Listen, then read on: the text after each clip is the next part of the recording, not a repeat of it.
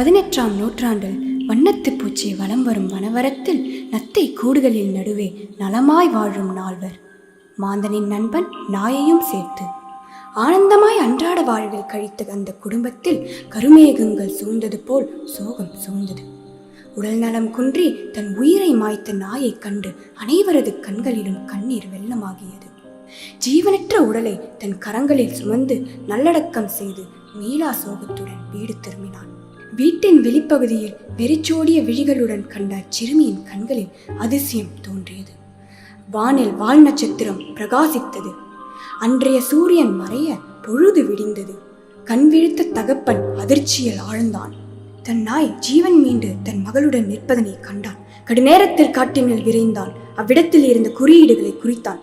பின்பு எந்த ஜீவன் மாண்டாலும் அவ்விடத்திற்கு கொண்டு சென்றான். ஆனால் நாயை போன்று யாரும் மீளவில்லை. காலங்கள் கடந்தன, தலைமுறைகள் பிறந்தன. அதிசயம் நூற்றாண்டிற்கு பின் நிகழ்ந்தது. குறியீடுகளை கொண்ட புத்தகம் அடுத்தடுத்த கரங்கள் மாறின. இறுதியில் அதிசயத்தை எதிர்நோக்கி காத்திருக்கும் என் கரங்கள்.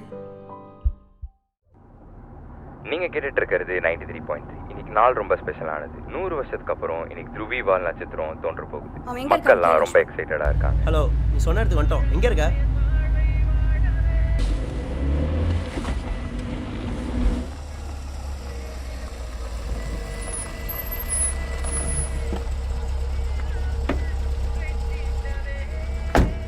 வணக்கம் மேடம்.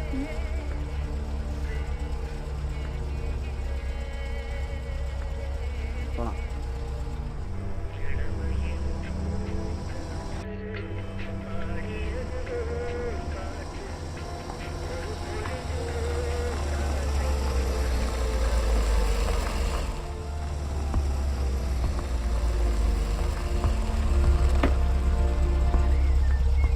இதுக்கப்புறம் நடந்துதான் போகணும். வாங்க.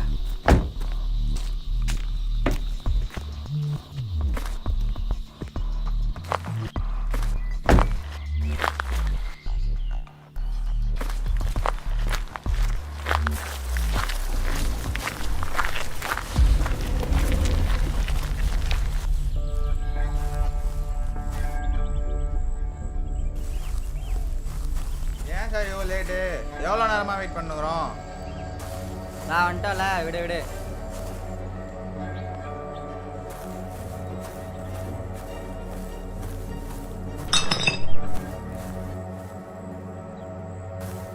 என்ன நடக்குதுங்க? சொல்றதை மட்டும் செஞ்சு கொடுத்தா போயிட்டே இரு. வாடி தூக்கிட்டு வா. திமிர் பிடிச்சவளா இருப்பா போல. சரக்கு போச்சுடா. தூக்கு தூக்கு.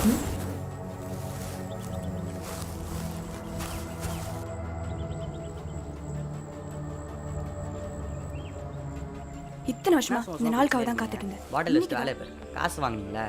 டேய், நீ யாரு? துருவி நட்சத்திரம் 100 வருஷத்துக்கு அப்புறம் திரும்ப வருது. இந்த புக்ல மொத்தம் 3 சிம்பிள்ஸ் இருக்கு. ஒரு ட்ரையாங்கிள், இன்னொரு காமெட், இன்னொரு சூரியன். இது ஒண்ணு.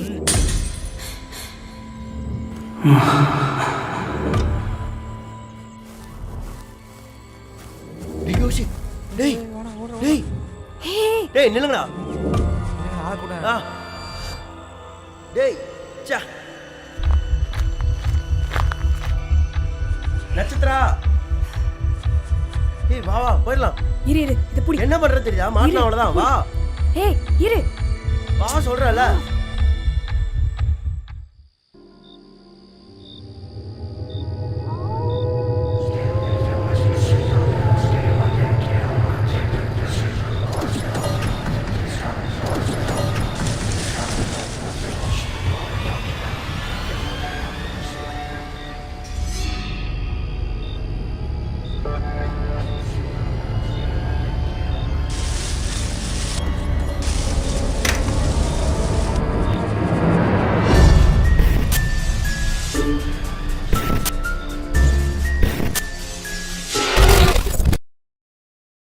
கௌஷிக் அன்று இரவு நடந்த சம்பவத்தை விரிவாக நட்சத்திராவிடம் கூறி அவளது கேமராவை அவளிடம் ஒப்படைத்தான்.